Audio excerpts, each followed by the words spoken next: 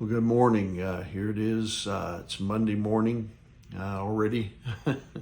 It's April the 22nd, and I hope you had a great weekend. I hope that you were as always I like to hope and think that maybe you had some time with your family. Hope that you were able to enjoy the weekend and not too stressed by anything, and just able to enjoy things. And anyway, hope that you were able to go and worship at the place of your choice, and hope you had a great Sunday. And anyway, now God has blessed us with the breath to breathe here on this Monday morning.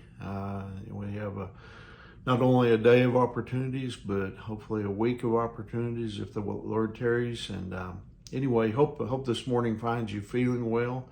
Hope that you're ready to that you're rested and ready to tackle the opportunities that God has blessed us with. This morning, I want to share a devotional with you entitled "A Significant Conversation."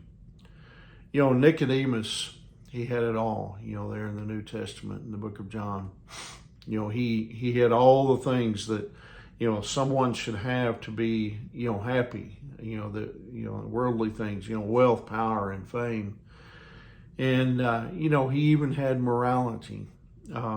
People looked up to him.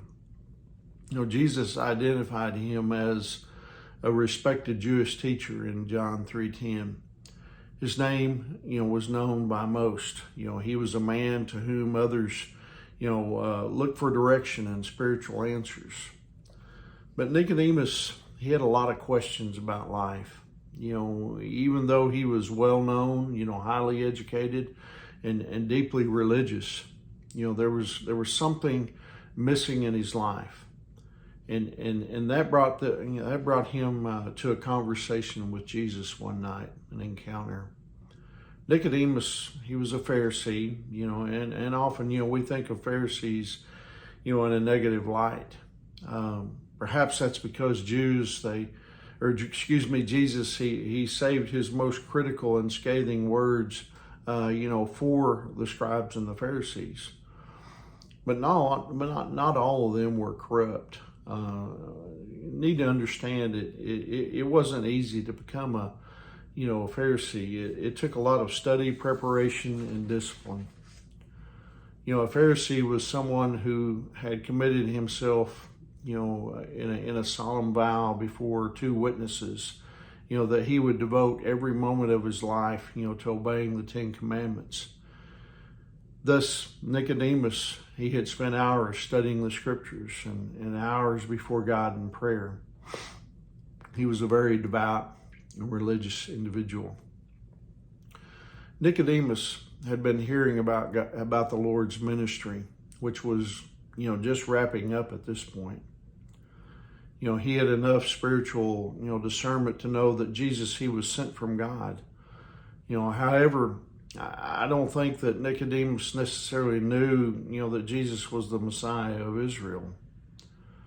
The conversation between Jesus and Nicodemus, it wasn't simply, a conversation between, two historical figures.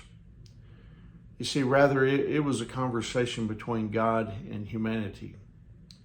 I mean, if we were to elect someone, to represent us before God, we could not choose a finer individual than Nicodemus. I mean, he was the finest specimen that humanity could offer, apart from God's touch. And Jesus gave Nicodemus, the answers that have unlocked the mystery, of life for countless millions of people through the centuries. I mean, this was a significant conversation. The Bible tells us that many believed in Jesus, but he did not believe in them. Why? Well, John gives the answer in John chapter 2, verses 23 through 25. He said, but Jesus didn't trust them because he knew all about people. No one needed to tell him about human nature, for he knew what was in each person's heart. Jesus knew these people, they were fickle. They were shallow and they weren't really interested in spiritual matters. Yet I think it's interesting to see how Jesus, he made time in, his very busy schedule, for the searching Nicodemus. I mean, in contrast to the fickle crowds, here was a man, who truly was searching. And so Jesus had time for him. To the person who's playing games or isn't interested, the Lord will say nothing. But to the person who's genuinely searching and wants to know the answers to life, God will reveal the truth. Speaking through the prophet Jeremiah, God said this in Jeremiah 29:13, "If you look for me wholeheartedly, you will find me." You see, God always will reveal himself to true seekers. And if you're a true seeker of God, God will reveal himself to you if you don't know him already. And so anyway, I hope that encourages you here on this Monday morning. I hope you have a wonderful Monday. And anyway, remember, Angie and I, we love you guys and we're praying for you. And Lord willing, I'll see you tomorrow morning. God bless you.